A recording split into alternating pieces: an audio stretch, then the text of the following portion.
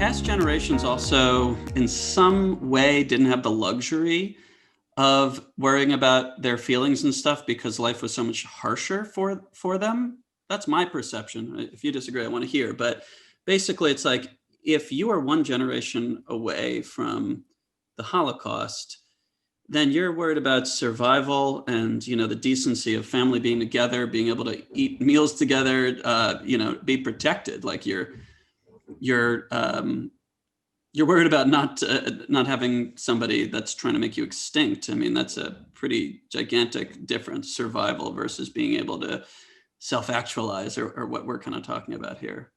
I would agree with you. I would definitely say that.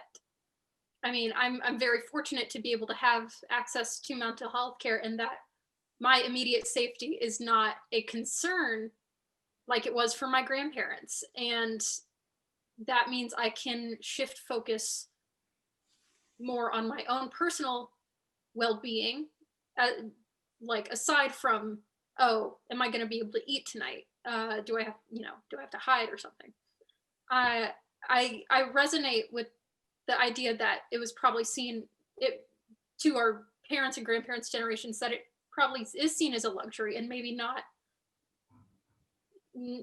one that we, I think, associate mental health help with today, which is almost maintenance for continuing to be able to function healthily and happily and productively.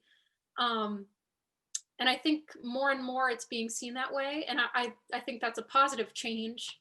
But I think you're right. I think definitely it's not something that my grandparents, if they were alive today, they wouldn't get it.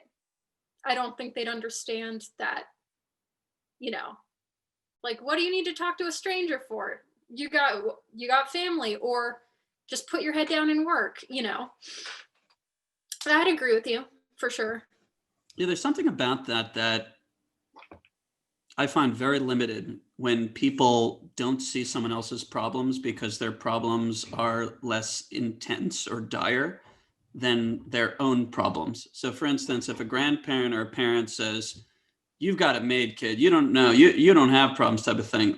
And I know I'm just making up a character here, but I do sense that attitude in a few different aspects of life. I've experienced that, where I'm just a strong believer that you may have problems that don't seem like problems to someone else, but they're personal to you, and everybody lives in their own psychic world, where the world of their subconscious and conscious mind. And it's for nobody to say that your problems aren't real, because they're what determine how you feel during the day. I mean, the things in your head, made up or not, could make you feel like life is not even worth living anymore, or could make you feel thrilled. I mean, it's that big of a difference. So to try to be objective about the scale of your problems versus someone else's, I think, is a fruitless exercise.